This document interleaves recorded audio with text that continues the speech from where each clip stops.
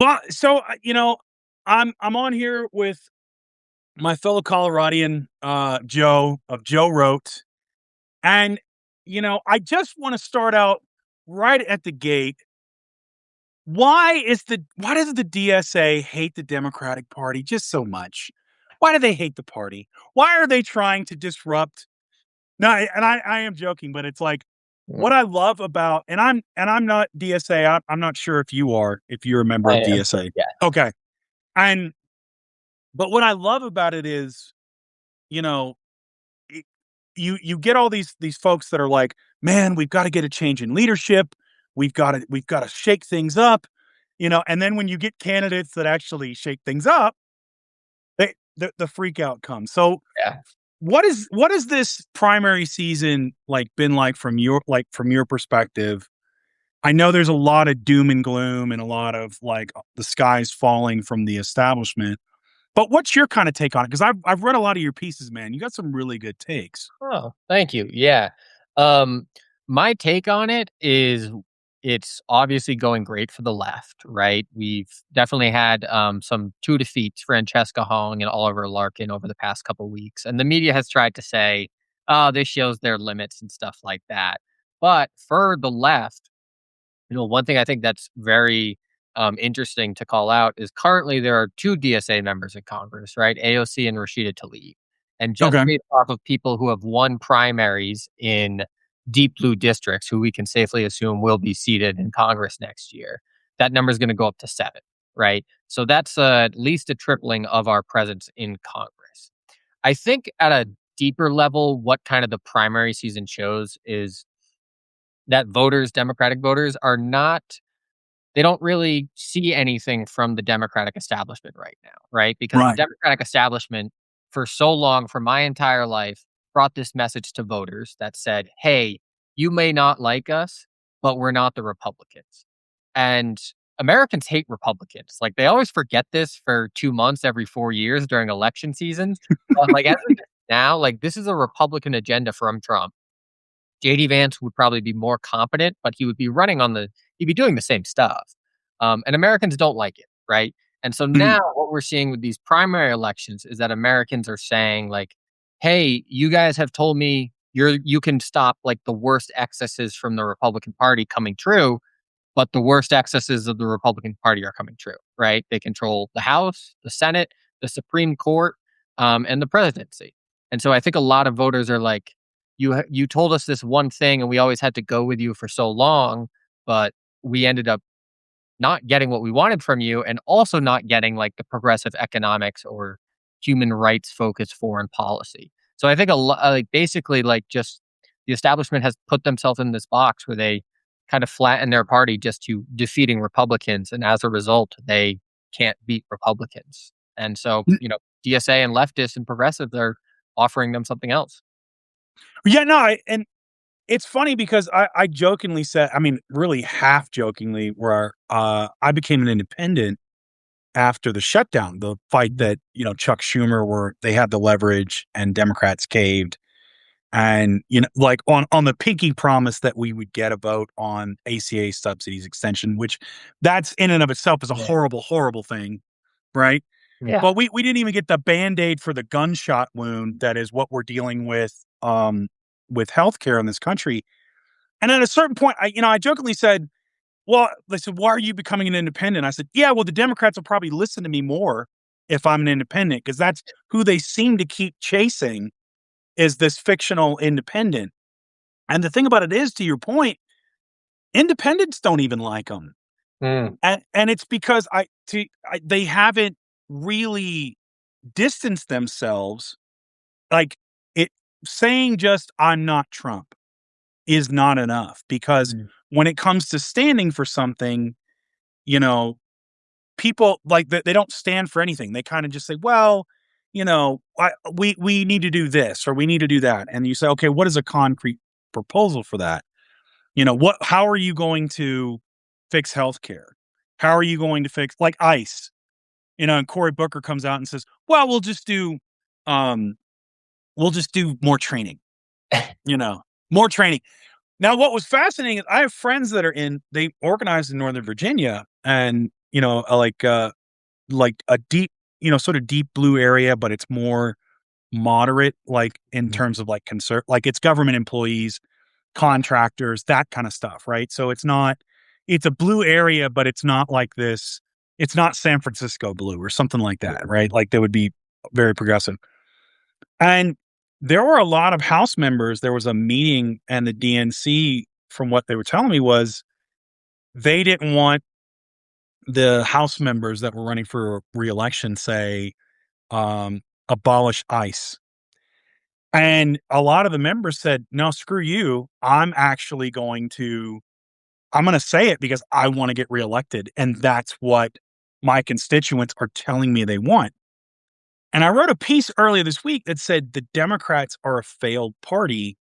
And what I meant by that was there's a leadership in there that is not in touch with what we want. And so tell me, like, how, and I think that's where DSA is winning. So tell me about, like, with DSA, how are they meeting that moment? Because right now they seem to be like them and working families parties seems to be meeting the moment of where everybody left of fascism seems to be. Left of Like, fascism, yeah, broad 10, yeah. Um, yeah, I think, you're kinda hitting on it, right? Like, why is House leadership saying, "Don't run on abolishing ICE," right? Because that's everything, and this is kind of the hypocrisy here where centrist conservative Democrats will say like, "Oh, well, we don't actually have an ideology. We just do popularism. We just do what voters want us to do, right? Except when voters ask for a, Medicare for all or something like that. Then it becomes too much." Um, but that kind of shows that the Democratic establishment wants to protect its ideology, right? I have always thought, the big reason they hate abolish ICE is because if they say like we need to abolish ICE, then AOC was saying that in 2017 when she was running, and I think that's gonna be a bad look for a lot of the centrist candidates if she runs for president because it's like, "Hey, you all started saying this a decade after I did," right? yeah. But I think, like, really what comes down to why DSA is winning, why Working Families Party is winning, and why, unaffiliated progressives are winning, is they're just speaking to material needs, right? Like people can look around and even independent polling on this shows this. They objectively recognize that there's too much money in politics. Mhm. Billionaires and trillionaires are just running away with our system. Um, every other modern developed OECD country has some form of universal healthcare. Um, and they're just saying, hey, we've been asking for this stuff for a while. We've been told we can't get it because of reasons one, two, three. Those reasons were all bullshit. Who's going to give this to us? And then, someone like Zoran Mamdani, Maylot Kiro shows up and says, hey, I don't have all that political experience that, my incumbent establishment opponent has, but what good is that experience if it hasn't done anything, right? And like that was here in Denver, we just had Maylot Kuros unseat Diana DeGette, who'd been in office for 30 years. And DeGette ran on her experience, right? She said, like, I've been here, I know how this works. We might retake the House in the fall, and I might get all these committees. And voters just didn't care because they were like, if you're telling us after 30 years, like, okay, guys, next year is the big year where it's gonna pay off, like what is going on here, right? And so I think a lot of people overcomplicate this, but just DSA and the broad left, right, is doing what Democratic primary voters want them to do. And that is Mhm. how parties should work. That is how voters choose who they want. And, in Wisconsin, it didn't go our way. Francesca Hong lost. That was very difficult, but, you know, you keep going. And I think just answering people's problems in a way that, like, I'll always hear establishment figures say, like, "Fight for the middle class," and stuff like that, but how? How are you fighting for the middle class, right? If you can just give people some very concrete ideas, fast and free buses, universal childcare, right? End the war so we're not spending all this money on high oil prices, they will come and vote for you. As James Carville said, who's no leftist, "It's the economy, stupid." And the economy is not the stock market, it's how much money people have in their bank account versus their bills. Yeah. Right. No, I mean, and even the Francesca Hall thing, I remember the piece that you wrote I was it usually I am very much right there with you. Is like I don't do moral victories. You either win or lose. It is what it is, right? That mentality allows you to do sort of an autopsy afterwards, right? It's like watching a film if you're in football. You know, to paraphrase our famous Broncos coach Mike Shanahan is like you don't tolerate in a win what you wouldn't in a loss, right? And so that was a loss. But the fascinating thing about that is, and as someone who's been around politics, like I got into it following it seriously in '03 for the Iraq War, and being a socialist, like using that word is like it tagged you as fringe. Probably even 10 years ago, it tagged you kind of as fringe. And the fact that like what was fascinating about the Francesca Hong primary is that here's a single mother who has credit card debt, right? And like 10 years ago, that would have been like, oh, all these strikes and everybody would have freaked out and blah, blah, blah. And now that's like, that makes her absolutely relatable, because to your point, we had a 30-year, in Colorado district, first district, 30-year Democrat. And it's like, well, I'm going to get it done. But you're not. You're not even close to anything. And you're not even close to anything that you're representing in your district. And it seems now that like, I kind of saw this with Haley Stevens going up against El Sayed and probably against Alexander Vindman. All this outside money that's pouring into these races really seems to me like, you tell me if I'm wrong, like it's having the opposite effect, right? Because I think Mom Donnie set the tone for that in New York, where here's this guy with a strange name and he's running as an independent, and it's like all his build was on social media, Mhm. and he started cutting across different, supposedly voting blocks, like young people, this kind of person, that, that, and brought them together. And then the worst thing is, to your point, like he gets into office and in like 6 months, like not even, he's got rid of the deficit. And he's like not cutting services for that people need, just government bloat and waste, like which is what Republicans say they do, but Mhm. never do, right? Yeah.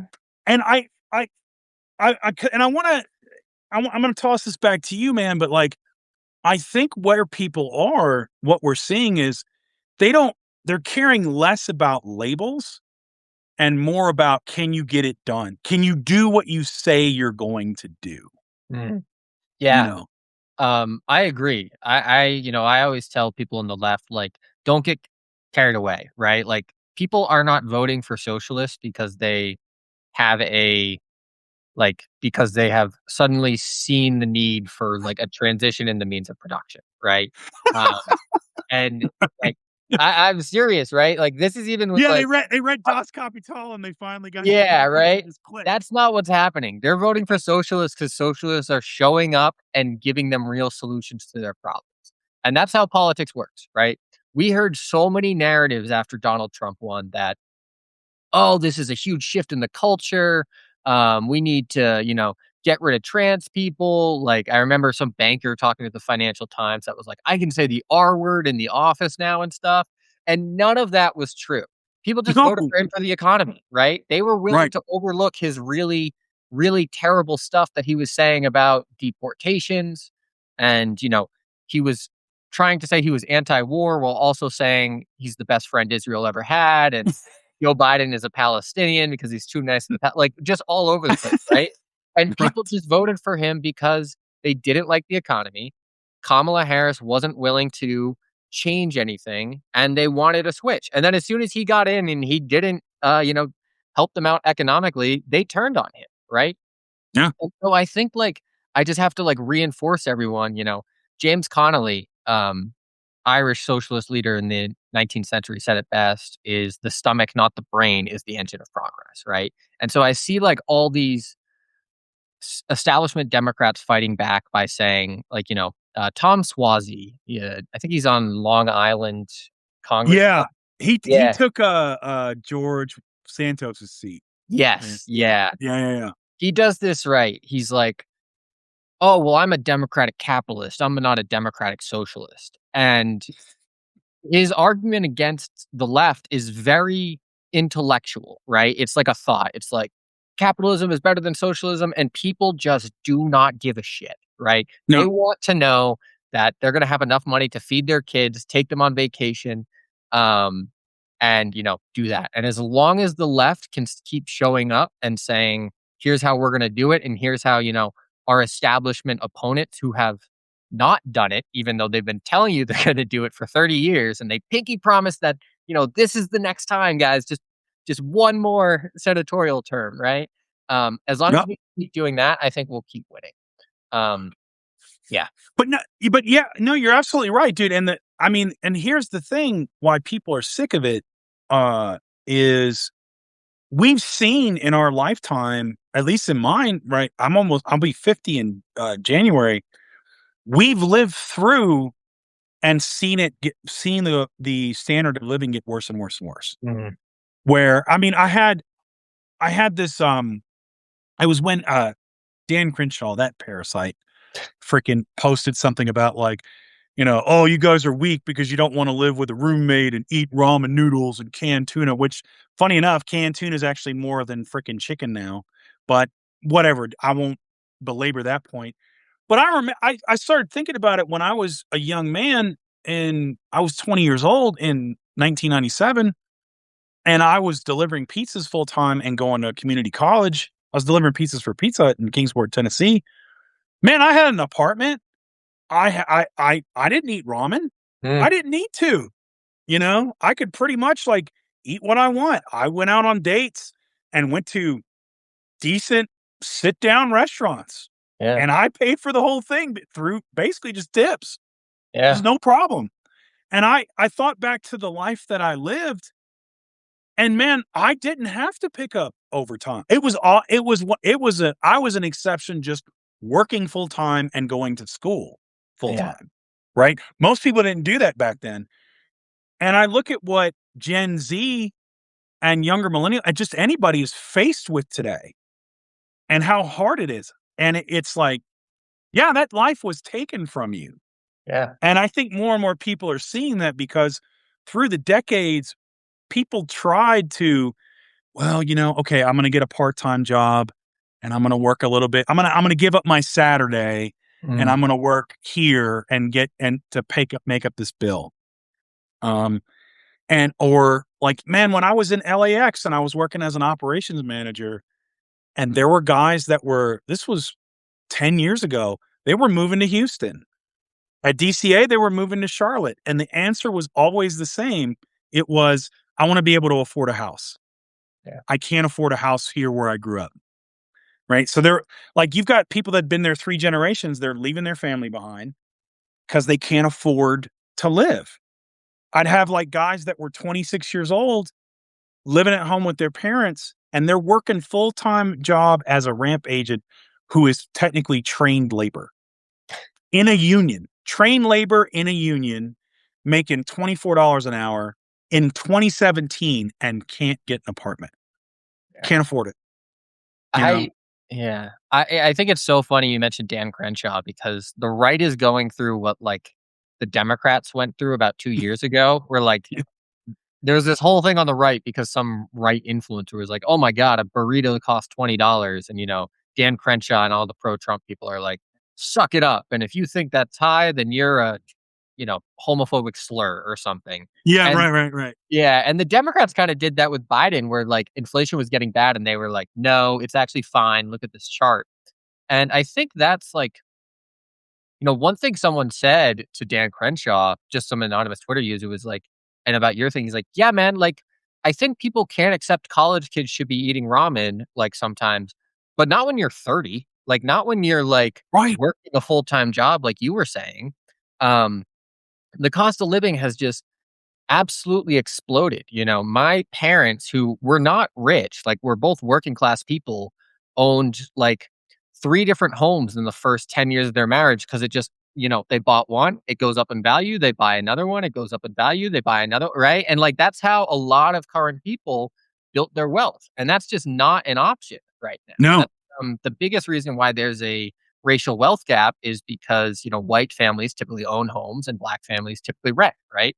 Yep. Um, and I think that a lot of this elite insistence that, you guys are just buying avocado toast and stuff like that. I think that worked 10 years ago when people Right. who were complaining were 20, 25. But now I think you have like 38-year-olds and people like that who are like, hey, I did my part. I was told if I go to school, I don't commit crime, I get a job, I get married, that I would have the American dream. And it just doesn't manifest. No. And I think that the two parties are kind of in a prisoner's dilemma here. Whoever is the first to break and say, you're right, the system is broken, it needs change, will have like an FDR majority for like the next 3 decades or something like that. And I think I'm very curious about what that could look like because I think, JD Vance kind of tries that, but I don't think he can go any further than surface level, right? I remember when Dan Crenshaw was getting involved, like JD Vance was just like, I can't remember who it was, some other conservative he beefs with. It's like he's like, "Oh, well, I never knew you to pass over a burrito." And I think that's what it is. It's like burritos are too expensive because Mexicans are eating all the burritos, and we just got to do mass deportation. And also, you guys are fat, right? Like that's kind of his thing. That's it. Yeah. Yeah, and like that's as far as it can go. And maybe that can win an election, but it's certainly not going to, help the underlying problems that people are upset about. Well, and what's crazy now is you look at what DSA and the supposed socialists are asking for, and Mm, you brought up FDR.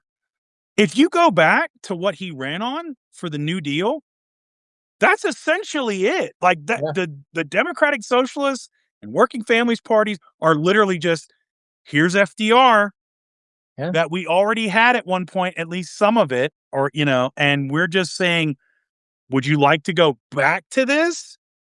And it's somehow we're so far beyond what is like even just balanced and moderate, right? Because you can't be like to me when anybody says I'm a moderate, I'm a centrist. It's like, dude, we're in fascism. A centrist in fascism is not a centrist; they're a fascist. yeah. Good point. It's like becoming a progressive just basically means like you're kind of in the middle, but with a little bit to the left. Yeah, like the Overton window is so jacked up at this point. And I think you're right. It's Max on UNFTR basically said if the Democrats just embraced just Medicare for all, universal health care, they win for a generation. Just on that alone. Forget like how like you add in housing and you add in like food security and all these other things that you actually need to have a thriving society. I you how do you don't eventually I think it trumps the bigotry. And the Mm, reason I say that is I remember in '08, and there was when I was organizing in 2012 and there was this audio from a caller. This is anecdotal, but it was a caller in Gate City, Virginia, which at the time, the reason it stuck with me was literally like 30 minutes away from where I lived in Northeast Tennessee. And so they call the guy up and they're it's an independent polling company and they're asking for whether he's going to vote for McCain or he's going to vote for Obama. And the guy says on the phone, "Let me stop you right there." Like before he starts asking the questions, let me stop you right there. I'm voting for the N word, yeah, right? And it was just pure, like unadulterated economic reality. You yeah, know, I don't care. Like I'm literally just voting for this guy. And I think there is something to be said for when it gets so bad, you can't eat bigotry anymore. You know, yeah, like when I mean, because we're looking at beef prices are supposed to keep going up until 2028, and that's if we don't have any more droughts and they get the cattle herds up. mm, Which you want to talk about a cultural shift in America, which we were a beef eating country, which most countries aren't. That's a cultural shift yeah, where it's like, oh, a hamburger is a luxury, yeah. you know? And so I think there is something to that. I think these progressives are speaking to a need that the establishment doesn't want to, you Yeah. know? Yeah, I think you make good points about FDR, right? Like I always Yeah. say, you know, I think FDR was the closest America ever came to like European style social democracy, right? And people will endlessly argue about the difference between socialists and social democrats and whatever. But the entry point to socialism for pretty much any socialist project is social democracy, right? Is saying to people, hey, this isn't working. We need to change something, right? And typically that change is universal health care, jobs programs, anything like that, right? And then as you have those programs, you start to build high social trust and you can start to push for some of the more radical economics in the literal sense of the word, right? Of like, helping workers kind of buy out their workplaces or whatever that may be. And I think like FDR is a really a really good analog for right now because I think FDR kind of gets painted over as like the economy went to crap and FDR came in and fixed it. And a more accurate understanding is that there was a huge fascist force in the United States, right? Like there were Nazis rallying in Madison Square Garden. There was incredible lynching throughout the South. Yep. Uh, all this, right?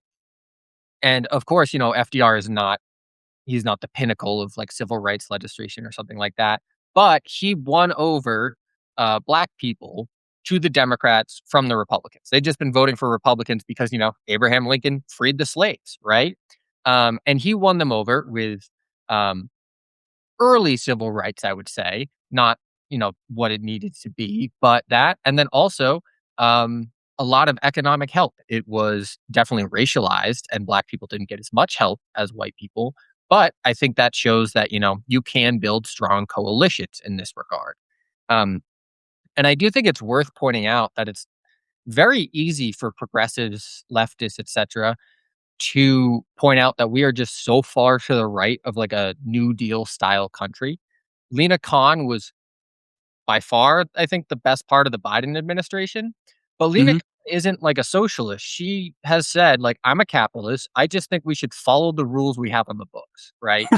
Break Right. up monopolies. Like laws we passed in 1938, like those are still laws. Like they don't expire. Like, you know, and that I think is just such a powerful message you can draw from American history. You can point out why it's beneficial to people. And to be honest, there are very few people in this country who think that like Jeff Bezos deserves to, centrally plan the entire American economy, right? Like you can Right. find right, left, center people who are like, yeah, I hate Jeff Bezos, right? And so I think there's this huge open door for even just seizing that as the mantle and really running with it because I think that can take you very far, especially when establishment Democrats aren't doing that, right? When they're saying, oh, well, Ronald Reagan is my favorite president, and it's like, how about you shout out your the guy you want? Yeah, someone just commented FDR also, reformed the Supreme Court, which is another thing we're definitely going to need to do. So Yeah, I like yeah, it's fascinating, man. It's the thing about it is like we don't even have capitalism anymore, not in the sense of like what Adam Smith was talking about, right? mm, Because with Smith, you look at the Wealth of Nations, his big thing was, his sort of balancing was enlightened self-interest, right? And I think his salient part with that was the unencumbered market devours everything around it and then it devours itself. mm, And so like we like again to your point is we're not even following the laws on the books that balance this out, that lead to competition. yeah, And one of the things the argument I used to make, against people that would say, "Oh, I'm a capitalist and, free market, laissez-faire and all this other stuff." It's like, and you get them, especially if they're Americans, like, what's your favorite, sport? Usually, oh, it's football. It's like, oh, did you know they have a salary cap because yeah, they want to try to keep different players on different teams and make it more competitive, and like think of all the rules that go into a game and the boundaries are clearly marked. There's 100 yards in this stadium, and then you don't go to another stadium and suddenly it's 174 and a half yards. right? It doesn't change. Like the rules that are in Cleveland are the same rules that are in Houston, Mm. right? And so it, what's but I think where we've gotten to this place is like we have so many of our leaders, so called, that see this as a climb, right? And so they get like, oh, I was a state rep, and then I became a congressperson, then I became a senator, and it's now my turn. And I'm going to be the head of this committee after 30 years, and I need to cash in and collect all this stuff because I'm owed this for all the work I've done.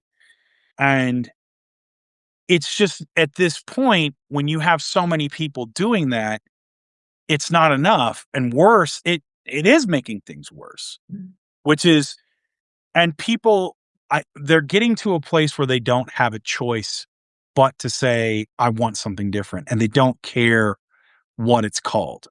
Yeah. I guarantee you people didn't care what FDR was called. They cared that there was a soup line. Yeah. They cared that there was some bread with that soup. They cared like, oh, the CC, which my grandfather was part of the CCC, the Conservation Corps here in Colorado. Like, they didn't care. Like, it was just like, oh, I need money. Yeah. You know, I need to send money home, and so Yeah. I'm gonna go live. I'm gonna go live in a barracks and go clear forest land and create all these forestry roads because I'm getting paid to do it, and I'm young enough to do it. And I like that. I think is because you hear all this stuff about we've got to come together, but they don't give us anything to come together behind. Yeah. There's no like it's just the come together means just vote for me and I pinky swear I'll do something. Yeah. And that's what's killing me with like our politics nowadays, man. Yeah. You know? I think like, one of my critiques about capitalism is that it creates hyper individuality, right? Everyone Yeah. is competing with each other, not just businesses, but also, workers, right? People are competing against each other in the labor market for poor jobs, right? And so it does have a corrosive effect where I think it explains a lot of what we're seeing with just the absolute like I don't know if grift is the right word for how much money Trump is stealing. Like just Like robbing yeah, the bank, like, like they have to create a like Ponzi where yeah, they got to create a whole new Trump it's like just a new thing. It's like, yeah, you get in charge of a country and just take money out of the bank. It's just robbery, right? right. And I think, like, a big reason why that's just not a huge deal to a lot of people or it falls on deaf ears is because everyone's just like, "I'm trying to get mine, he's trying to get his, we're all ripping each other off, like, what's going on here?" Like, it's the way it is, right? And I think one of the things that more socialist, social democratic policies can do is start to bring people together. Yeah. And I always use the examples of the Nordic countries, right? So there's kind of this myth out there that the reason why Norway, Finland, Sweden, have good social democratic policies is because they're all white people, they all like each other, and, they get along, and that's not true. These countries were very divided, they've had civil wars, Anders Breivik, right, just he was in the terrorist in 2014 who killed 80 kids at a socialist labor camp, right? That was political violence. So these are not like, all white people holding hands and singing lullabies. They have Nope. high social trust because they have good social programs. And everyone sees that their welfare is also tied to their rest of the country, right? It's like, Mhm. hey, I'm paying into this, and I know that Frederick's going to get sick today, and my taxes will pay for his doctor, and then tomorrow my kid's going to get sick, and Frederick's taxes will pay for my dollar, stuff like that. And I think that one way that we can just really bring, like you said, bring the country together. We need to be together, and then they don't give us anything is like something as simple as Medicare for all.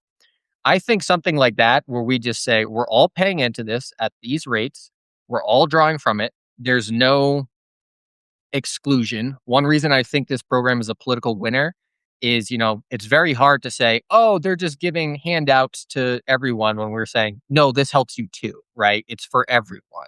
You're going to get this too. And that will start to kind of help people understand that, like it or not, they're all Americans, all their fates are tied together. And maybe, people don't try and burn down the country every 4 years when their president loses, right? Maybe we Right. get back to a little bit more of a collectivist vision. As Mamdani said, what was it? The warm embrace of collectivism. I do think that, we could get to a place there, but we have to give people reasons to, Yeah. view other Americans as not the enemy. And right now, our system and our politics just turns everybody against each other. Well, I remember I was in a graduate class in East Tennessee, and it was a class on Russia, right? So it was the 1917, post 1917 and beyond, really up to we got to like Lenin and then Stalin, and so we stopped at like World War II, the beginning of World War Mm, II. And so my professor's doing a breakdown of what the difference is between Marxist socialism and Marxist communism and like what those mean. And like with socialism, each according to their work, and then communism's each according to their need, according to mm, Marx. And and so people were like, "Oh, it's a moneyless society. That's stupid. Like, how can that happen?" And blah blah blah blah. And I went for the obvious answer, and I said, "Hey, how many of you have watched Star Trek and like Star Trek?" And half the class's hands go up because it was a split class, it was undergrad, grad. And I said, "How many of you not only think that that world is possible, that you've seen it, like we could eventually get there, but also you wouldn't mind living in it?" And like few went down, but a third kept their hands up. I was like, "Congrats, you're communists." yeah. Like, and it's this kind of fear that of because we grew up in the Cold War and anti-Soviet Union, and so when you see your Soviet Union or China, which arguably really isn't communist, it kind of is, Yeah. but not really. It's you get this like, oh my God, it's bad, and they're going to take this, and we're going to have bread lines, and we're not going to be able to get food and anything else, and it's like, no, that's really like socialism. That's not what it is. Mm, You still have competition. You still have, you can still get the things that you enjoy. It's just that it's like you pointed out, if your healthcare fails, you're not going to go into bankruptcy. yeah. Because if you look at all these countries in Europe, it's like, what are their cases of medical bankruptcy? It's like zero. Yeah. But ours, it's the biggest reason that people go bankrupt. I mean, for myself, it put a tremendous financial strain on our family. I'm a disabled veteran, and I make a pretty good living from that. So is my sister. We're homeowners where we bought a house right before it skyrocketed during the pandemic when it actually took a dive, and we got lucky with the timing. My mother is a retired GS-12 from the federal government when she was under the old system when it was good, and has my dad's annuity, and we're still now Yeah. living paycheck to paycheck because I had to take out a GoFundMe. I think we raised 17,000 for my mom to get into memory care. Right, it ended up costing me close to $50,000, and I had to cover the rest, and we're still recovering from that cost. And all her money with my dad's annuity, her federal retirement, and long-term care disability just pays for her memory care. Yeah. Nothing else. That's it. And Yeah. it's like all this money is going to that. And I'm one of these people at almost 50, like, man, I guess I got to start eating ramen and chicken thighs and some tuna. I can't afford beef anymore. I got to cut back and save, you know. Yeah. And I remember that's where we're at. I remember when Elon Musk was doing his anti-social security rant, and he's like, "Oh, it's a Ponzi scheme. Grandmas are ripping off the taxpayers and stuff." And one thing I always said to people was like, Social Security benefits you too, because if your parents can't afford a nursing home or something like that, guess who they're going to live with? That's you. And guess who is Yep. paying their bills? That's you. And so we can either do this really bad where younger people end up paying for older people directly and it puts a tremendous strain on them, or we can do this like a civilized society where everyone comes together and says, these are the programs. And I think what you hit on there is something that I think where the establishment and particularly the media is still kind of sleeping on this. Like they always describe DSA and people who vote for our candidates as like the term they use is like highly educated, downwardly mobile. And that's true, but that is not like college kids who can't find a job, right? There are Hmm. people who, are highly educated and are downwardly mobile just because they had a bad accident or something like that. Yeah. I think one reason why Momdani was so popular was universal childcare is not something that only impacts people who make under $50,000 a year. Like when I was researching this and like looking at it, like there are people who are on the upper ends of the income spectrum in New York City and are like struggling to find childcare that doesn't cost a month of rent. Right. And now obviously, of course, they're paying a lot more. They're in nicer neighborhoods, but there is nobody on earth who's like, or nobody in America who's like, yeah, my childcare is reasonable and affordable right now. The Health and Human Services, um, they consider officially childcare as affordable if it costs 7% of a household's family income. And right now it's closer to about 20 to 25% of a household's income. So we're somewhere between 3 and 4 times above what the US government considers affordable. And that's something that is hitting people all over. And I say the same thing about Medicare for all. You can have a ton of money and, you get in a bad car accident and You're not being done. able to work and $200,000 in medical bills changes your entire life. And I think a lot of people realize that. And a lot of people also just recognize this is not the most efficient way to do this, right? Like you get all these bills from doctors and everything. People just say, yeah, this is wrong. And no matter how much money they have, they still don't really like, dealing with insurance companies and stuff like that. So I do think that it's a mistake by the establishment and the media to pretend that, the DSA left progressive message, whatever you want to call it, is only resonating with a small pocket of people who are on, currently downwardly mobile. I think more and more people in American society are realizing that structural things need to change. Otherwise, Hmm. it's going to come off the rails. Well, and I mean, dude, even for me, man, I was an operations manager, and I'd worked in 5 hubs. I've worked for multiple carriers. Like, I have a master's in history. Um, I had good connections in the industry that people are like, yeah. And I got I got furloughed during the pandemic, came home to help my sister and my mother. At the time, we didn't know my mother was going through dementia, right? Because she was my sister's caregiver. My sister had been misdiagnosed at the VA. Finally, got all that straightened out. So I come home during the pandemic, and I'm basically being a caregiver for my mother and my sister at this point. It starts letting back up during the Biden administration, and around 2022, I started getting calls of like, "Hey, man, you want to come to Redford, California? You want to come here? You want to come here and manage this station? We'll offer you this much money," which was more than I was making before. And I couldn't take any of it because I had my mother and my sister to care for. And, we got my mom is in a nonprofit memory care, and it's great for her. And yeah, I could bring her home, but the doctor straight up told us, it's like, "Hey, man, unless you're doing 24-hour care and you have all this support, it's what time your mom has left, it's gonna shorten her life, and it's gonna be terrible for you."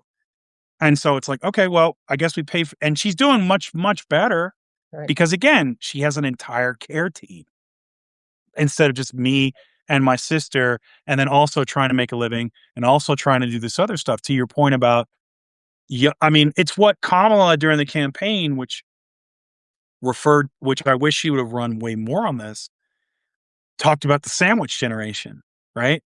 That we're stuck in this, Mhm. and we like, instead of using terms like soft infrastructure and this and that, and it's these are the things that are just hitting us. And I've done so many of these lives, and I've talked to people, and so many people are in the same boat I am. They're in, and I hate it because I'm consider myself fortunate Yeah. because I do have the resources just from government service that For now, I can afford our family can afford to provide for it. But I'm not going out and buying the newest thing. I'm not consuming. I'm not taking vacations. I'm not doing any of that stuff, right? And it's there's you can't you can't keep running a society like this. You Mhm. just can't, you know. And I think that's part of the backlash we're seeing is if all you're going to offer me is, hey, let's go back to where we were. Like, okay, are we going back to FDR? No, we're just going to go back like 5 years, Yeah. like pre-pandemic. That's what we're going to do. Yeah. But I wasn't doing that great back then, so Yeah. why would we go? I don't want to go back there. you know, And I like think, like, what you're hitting on is, like, there's this saying and, like, or we do this a lot in icebreakers as, like, DSA meetings, like, "What radicalized you?" And, radical is a word that people shy away from, right, but what radicalizes people is life. A lot of yeah, people in America, it's experience with the medical industry. And I think there are a lot of people who are like, "Oh, I think the insurance isn't the best, but it works." And then they have an event, whatever that is. Somebody gets sick, their parents get older, and they're just like, "Oh, this is bullshit." Um, and that's typically how it goes, right? And I think just as long as these systems not only continue, but they're getting worse, right? Because we should yep, say, I have this theory floating around my head that I want to write about is like, people use the term enshittification. Everything's getting worse.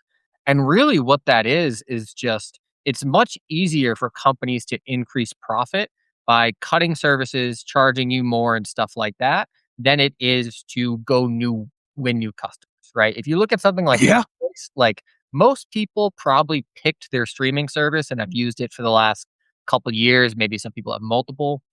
But I'm not sure how much Netflix can really expand at this point. So what do? They every year they send us an email that's like, "We're raising the price by this much," right? And that's kind of the way it goes.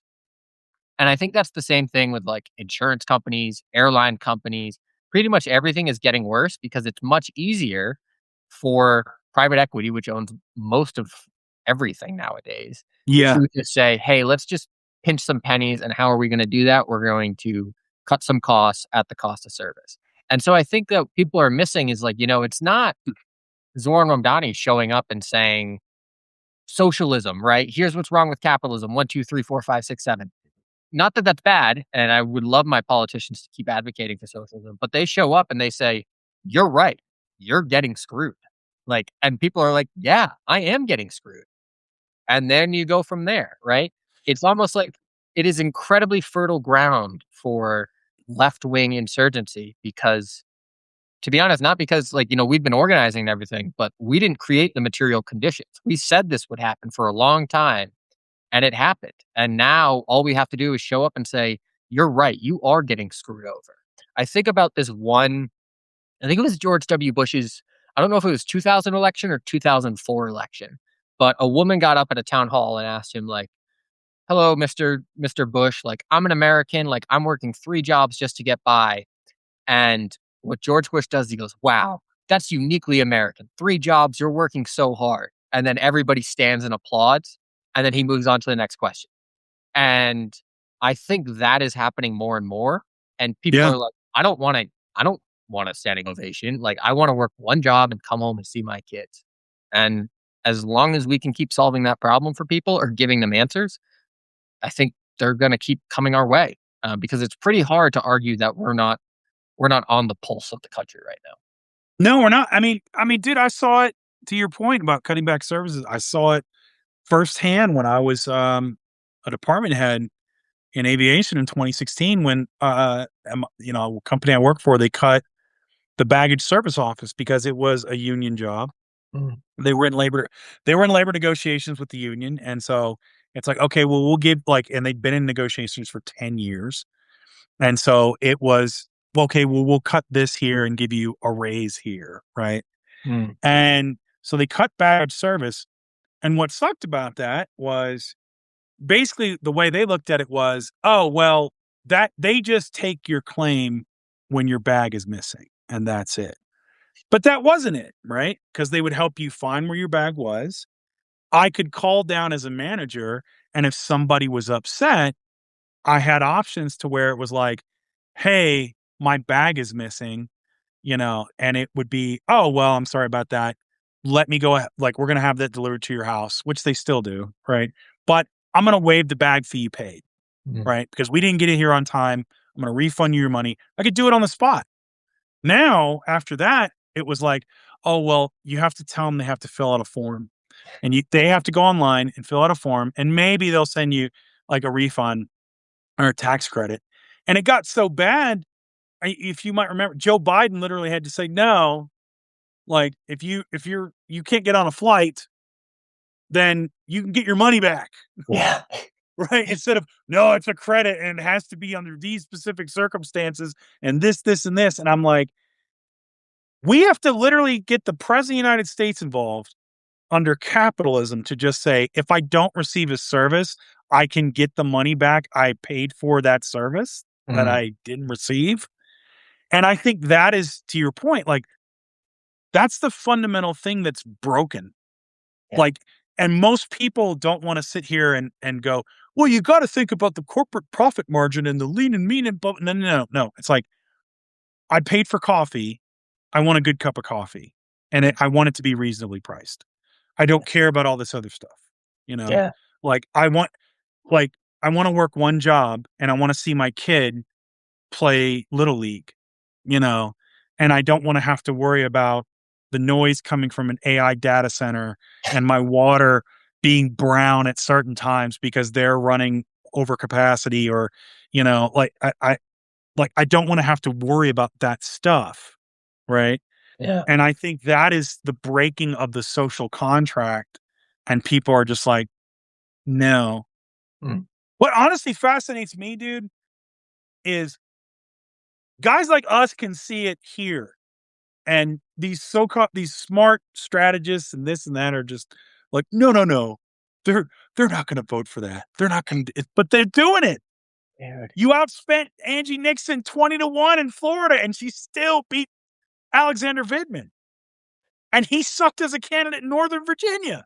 I coulda Yeah. told you that, right? That is like one thing I think that we should call out about these primaries is like when it comes to like if you took money out, there's no question who would be winning, right? Like, Abdul El Said and Haley Stevens was very close.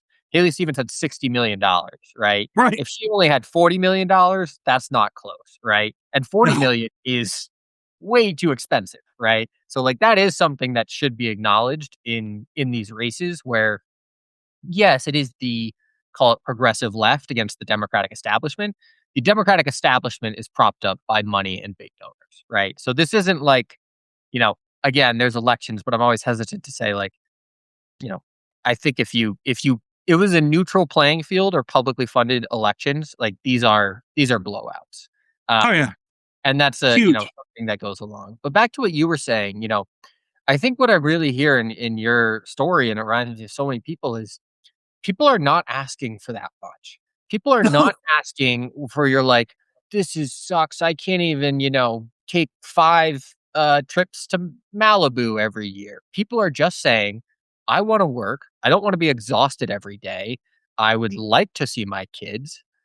And to be honest, all they get is excuses where it's like, "Actually, you're a homophobic slur if you think food is too expensive," or no, the economy's great. Look at how the Dow Jones is doing, or something like that. And I always resort to this one essay where Megan Day, who's an editor at Jacobin, she wrote this piece called "The Split Screen Economy." And basically, what she did was if you just take out, like, I think she did the top 20% of spenders from all our metrics GDP per capita, we have horrible metrics, right? And Mhm. the reason why these metrics look so good and why politicians are always pointing to them and saying, no, actually, you're doing fine because GDP per capita is up 0.3% this year is because it is going up, but that's only because wealth inequality is so bad. So much Mhm. money is flowing to the top. And so when they spend it, it looks like the economy as a whole is going. And now, people will always say trickle down, like it's going to trickle down. Like it hasn't trickled down. And also, you deserve more than a trickle. You deserve the lion's share, in my opinion. And I think, like, that is why a lot of the establishment in both the Republican and Democratic parties are on the back foot because they've just been telling themselves, "Oh no, these metrics, look, they look great. People just want this, right? These polls, everything's looking great." And then rubber meets the road in a primary election or an election, and they're like, "Oh shit, what happened? It must have been we supported trans kids in sports or whatever else." Yeah, Right, right. right. It's like, no, it's the most easy political issue in America. It's the economy, stupid. Like, help people get ahead. And they're not asking for much. They're not asking for the world. They're just saying, I want to work one job and have a good life. And whichever political party can deliver that, or at least speak to that need and get people moving in the right direction is, gonna have a trifecta for probably the rest of my lifetime. Right. And what's even crazy is Americans are not even asking to live like the democratic socialist way in Europe, where you get like 6 to 8 weeks of vacation.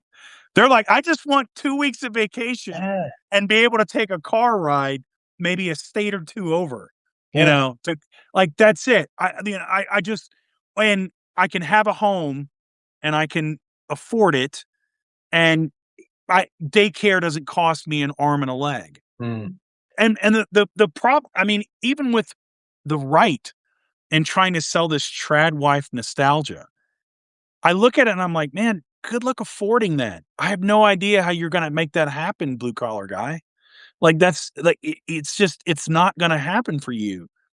And or like you to your point with the metrics, dude. I don't know how many articles I saw a year ago that all had the headline: New York Times, Wall Street Journal. Is the economy really that bad? Well, the metrics say no. And then you go into just the into the piece. Well, actually, that spending on GDP is done for medical debt and medical Yeah. reasons. Like, that's not consumer spending. Yeah. That's It me. That's me it and my mom, dude. yeah. Like, it's like, or they say, or you get this, well, your taxes would go up. Dude, to keep my mom in a in memory care is 8 grand out the door every month. Yeah. 8 grand out the door every month. Tax me what that would cost me my share. Yeah. Like, please do. Cause even if you taxed me just 2 grand of that for what she gets, like 6 grand extra in our household, life changing. Yeah. Like that changes the ball game. Like then I can go out to eat. Then I can maybe get a new car. Then I can take trips and I can do the retirement life thing. Not when it's costing 8 grand, And also I forgot another income stream from my mother is Social Security. Mm. And it's still eating all of that. Four. She's got like four. And it's eating all of it up. Like Yeah. all of it. It's nuts. Yeah. One thing, like, Social Security this wasn't FDR, but someone later described it accurately as like one leg of a three-leg stool, right? Like someone who retires has Social Security, their personal savings, and then their pension. And that was how it was designed. That like it was not supposed to be the only thing. Right. It was supposed to be like a backstop in case everything else got wiped out. But pensions are gone. Like Yeah. they don't have them anymore. We've all transitioned to 401ks, which, are determined inputs, right? As opposed to a pension where it's like, we're going to pay you 3 grand a month, whatever, right? And so that was one way that like labor relations really undercut Social Mm. Security's effectiveness because Social Security should be the money that you and your family are receiving so that you can go out, so that you can have time to talk to each other, right? Um, and instead, because we have such a hyper individualistic capitalist society, 401ks replace pensions.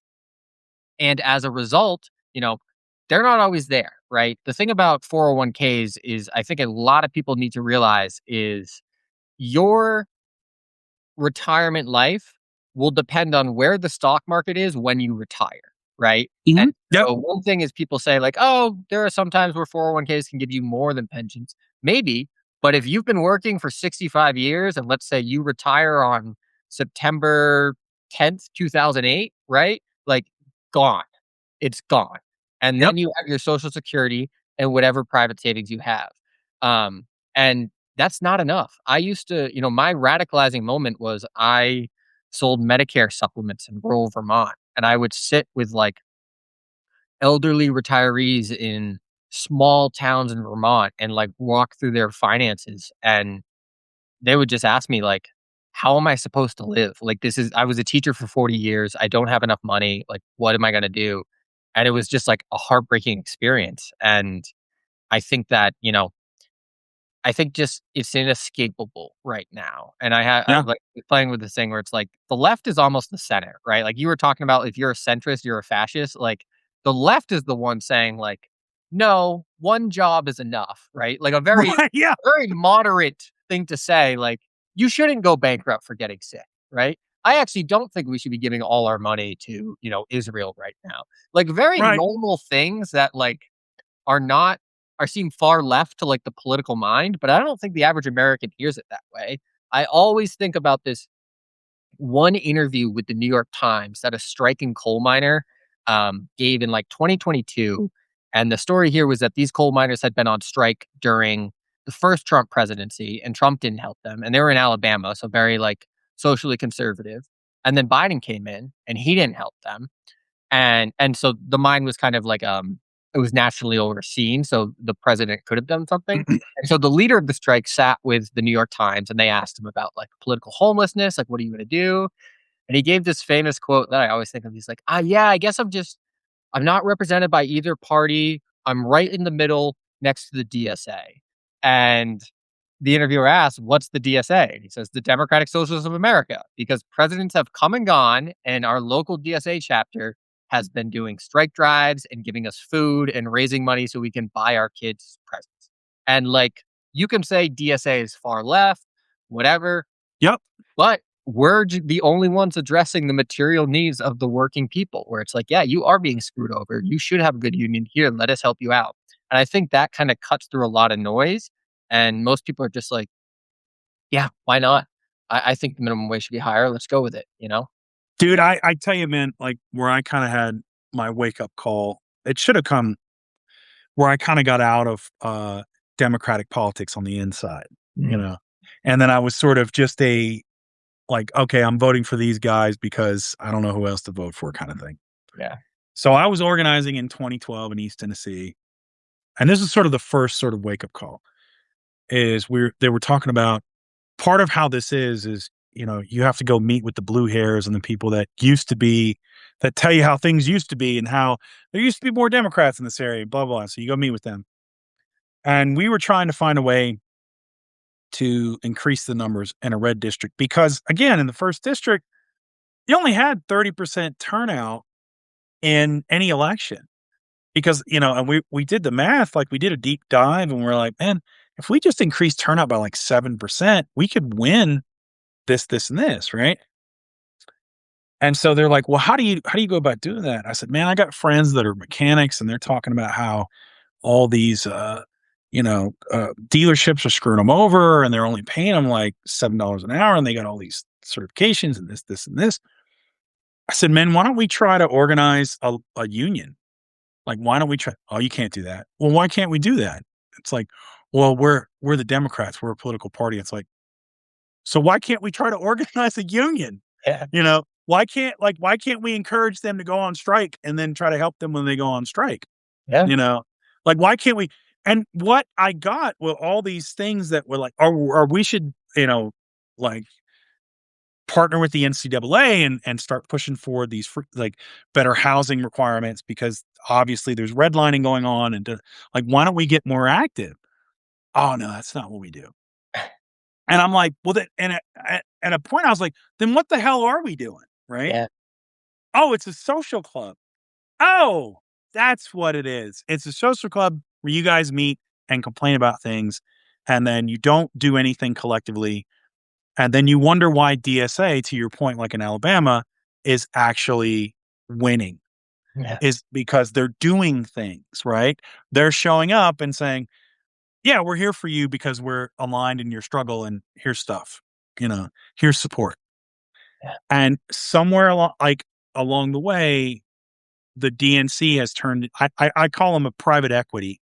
They just raise donor money. and I that's don't it. That's know. their. I mean, there was I think it was Saul Koopner or whatever the guy's name is. Like, he's on. He's a corporate media guy, and he was like, "Well, I was told by Democratic strategists that, they're going to save money on Florida because Angie Nixon won, and they're not going to get any donor money, so that's good." I'm like, "Wow, so you guys just wrote off Florida, okay?" So you don't. So, and what that tells you is their purpose isn't to win elections. Their purpose is to raise money.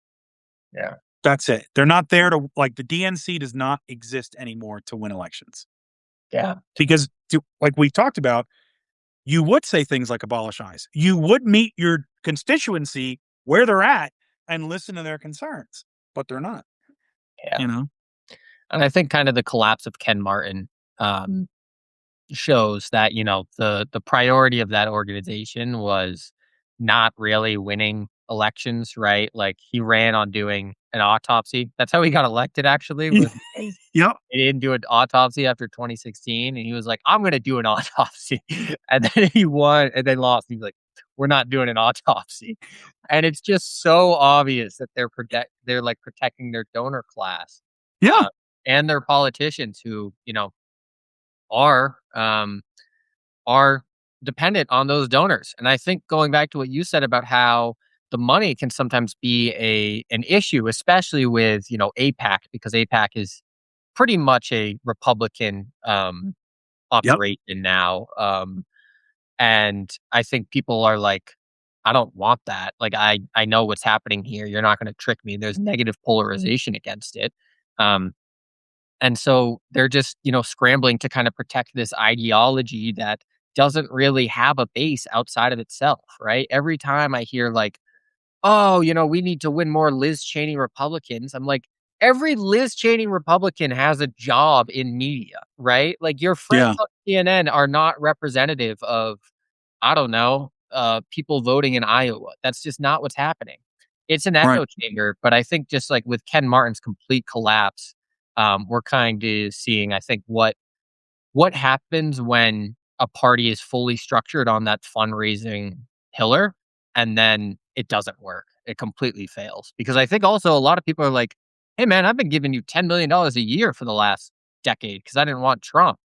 And, you know, I got Trump, right? So they don't have any Yeah. for it. So I think Well, that kind of like the leftist rise and centrist collapse are um, not surprising that they happened at the same time. that's what I mean, dude, and that's what kills me, man, is like if your whole purpose is to win elections and you don't win elections, okay? Yeah, I mean, it's again, going back to the football analogy in the NFL, 32 teams every year are trying to win the Super Bowl. Mm. And if year after year you don't win the Super Bowl, you don't even get to the playoffs, you're not like what happens? Man, they fire the coach. Yeah. They might fire the general manager. They gut the roster. They Yeah. start over and they go again. And so what kills me in politics is which is way more serious and has way more impact than professional sports, people would tolerate a hell of a lot more failure from their politicians than they do, from their own sports team. And I'm like, no, guys, you have it backwards. Yeah. It's backwards. Like you should be like, well, let's give old Sean Payton another year. Let's see what we can do. Like, and be like, oh, you didn't deliver this, and I sent you to Washington to do it. Go out, bye. Yeah. But they're Yeah. really nice. I don't care. They can't do it. They I need to know. go. You And I know? think like, I've always been surprised that, I'm obviously very critical of Chuck Schumer for a lot of reasons, politically, but even people who share his politics, I've been surprised how long it took them to realize that he's very bad at his job. Uh, Yes. like he has every primary candidate he has supported has lost, right? He Yep. supported Vindman, he supported Janet Mills in Maine, right, who got trounced by Graham Plattner before he dropped out. Yep. And he supported Haley Stevens. And those were like his hand-picked people.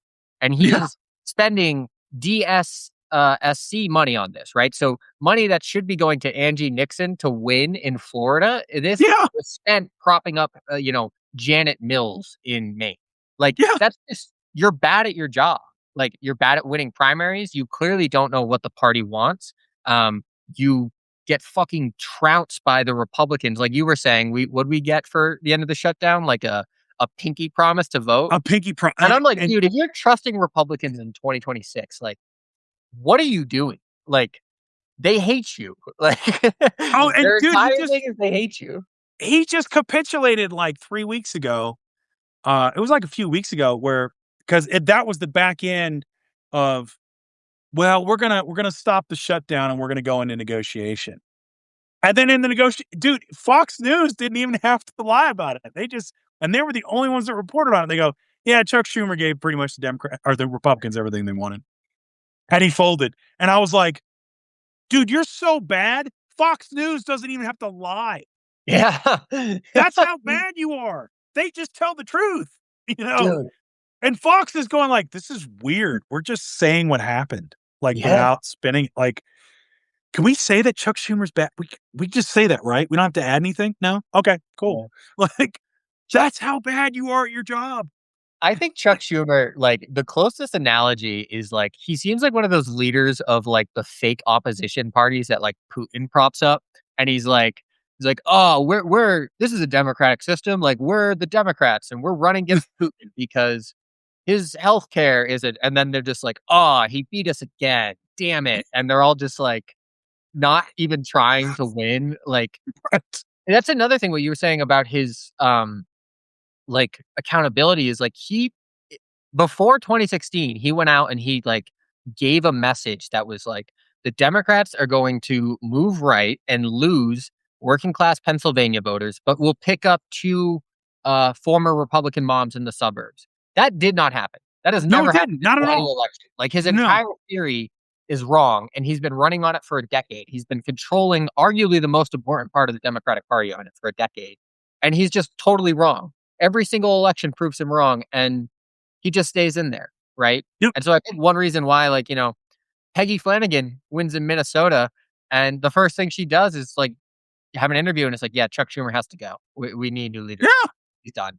And I think that's how, not even, like, the left progressive, I think that's how a lot of people are feeling right now. The establishment failed them, and they're like, "Well, what good are you to me? You're not winning. You're not delivering. Republicans get whatever they want. Fuck you," you know? Yeah, dude, this is something that, man, anytime somebody comes at me about, oh, well, you don't like the Democratic Party, like what's the alternative, blah, blah, blah, blah. And I say, tell me what the Democratic Party is running on. Not what you think they are, not what your personal values are. Tell me what the party in 2026, after they lost 2024, came out and said, these are our values. This is what we're going to deliver for the American people. There isn't anything. I couldn't tell you. Yeah. No, they don't, because what they determine is, and I think this is where DSA and Working Families Party is a thumb in the eye for them, is they thought, oh, Trump is so unpopular. All we have to do is do nothing and say nothing and we'll win. But the problem is nature, especially political nature, abhors a vacuum. Mm. And you left a vacuum, and DSA came, Mamdani came in, and all these people came in and said, hey, this is what we're about. Yeah. And people are like, oh, I like that. I like that. Yes, more of that. And another reason they're bad at their job, as for politicians, which I hate people who are just bad at their job. It doesn't matter what they do, right? It's a good politician would go, yes, and I support DSA, and they're Yeah. like, we're pivoting, and you would make, I mean, you'd be like, wait a minute, we have these very handsome, charismatic candidates that are young and energetic. Let's put them center stage, Yeah. right? And our party's just going to win, and we're going to gain power and do what we need to do. Yeah.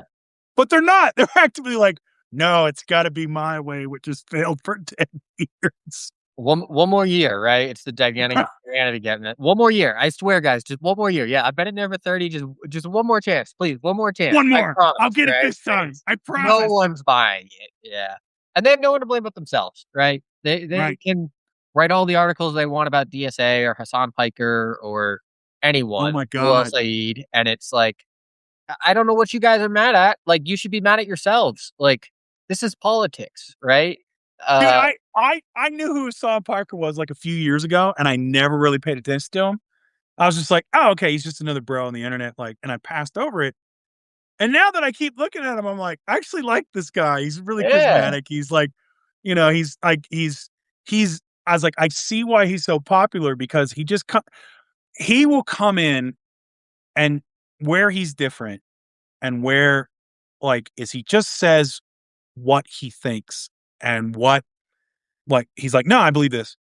yeah, And he's unapologetic about it. And you get so many the problem you get with these men, these Democrats, these liberals is they're like, well, if I say it this way, I might offend this group. And if I say it this way, and so they do this gymnastics and mealy mouth moderate crap that is just nothing to anybody. yeah, And you don't even know where they stand. And that's why the suburban moms aren't leaving because it's like you've got one guy, it's like, well, as I understand the impact of this and what I also feel and blah, blah, blah, where you got the Republican goes, I'm going to keep your kids safe. yeah, exactly. And that, and they're like, oh, okay, I understand that. That's definitive. I'm voting for you. Yeah, Right. You yeah, know, and all you have to say as a Democrat is, I'm going to keep your kids safe and not be a bigot about it. yeah. That's it. It's not hard, right? Plan beats no plan, and bad plan beats no plan, right? Right. Like, it's and I don't know how many times I'm very curious, and one thing I do wanna say is, I don't think the establishment is going to be this bad forever. I No. actually think that, like, Rahm Emanuel has found a way to criticize Israel from the centrist position. Because right now, Yeah. the centrist position is to say, "It's not that bad, it's not a genocide," and, like, you know, anyone can go onto Facebook and just see the most horrible image you've ever seen in your life, and right away you're like, "That's not self-defense," right? And so Rahm Emanuel, like, he's definitely not pro-Palestinian. He's very critical of Israel, but he's critical of Mhm. Israel, like, he's critical of Likud party, right? And I think, like, a lot of incumbents have just been absolutely sitting ducks because they think like, "Oh, I'm gonna not criticize Israel," and then you just get branded as, the Israel guy, and people Yep. don't like Israel. It's done. And so he has found a way to kind of criticize Israel and sound like he's not that guy, while also, I think if he was elected president, maybe they'd get 5% less than what they're getting from Trump, but, not enough to really still people. So, they are going to improve, but I'm surprised it's taking them so long to improve. Like, Dude, I mean, honestly, like I didn't touch the Israel thing for a while because I just didn't know enough about it. And it wasn't something that was just I like when it came to foreign policy, because I studied it in my master's program and everything else. mm, And I had kind of a more of a, I studied South America and China, and that was my sort of my lane. And for me, it was like, well, if you talk about Middle Eastern politics, they're our ally and yada, yada, yada, and blah, blah, blah. But then, October 7th happened and the reports the stuff coming out starts getting worse and worse. And after a while, it was like, dude, you're seeing this, you're seeing these videos, right? At this point, you can't not, you have to say something. Yeah. And it got to, and I think it got to a place where I was like, what radicalized me on this issue, where I was just like, you know what? I don't want to talk about this. It went to, I said, I don't think they should kill little Palestinian kids. I think that's a bad thing. You're anti-Semitic. I was like, yeah, whoa, wait a minute. What? I'm a what now? And then it was like, and I kept getting that lobbed at me. And I said, you know what? Fine. It's genocide. He's like, furthermore, I don't want my military aid going to Israel. yeah, man. And so I went from kind of like middle, not wanting to say anything to, no, I don't want you to kill kids. I don't want you to kill civilians. I think this is wrong. And then I got shouted down for it. And so I said, okay, fine. I'm going to say what I really feel now. And how many other Americans are like that? How many are saying, like, I can recognize a genocide when I see it? Yeah, I know what it looks like. That does not look like self defense. That looks like a genocide. Yeah. Why are we not calling that? And why are we giving them money to do this? Yeah. You know? And I think that was just a lot of people. It's one thing I stress is like Gaza foreign policy, however they frame it in polls, like it doesn't appear near the top of voters' concerns. Those will always be the economy, safety, something like that. Yeah. And I think when someone hears, "Oh no, it's not a genocide. Israel has a right to defend themselves," they're just like, "You're full of shit."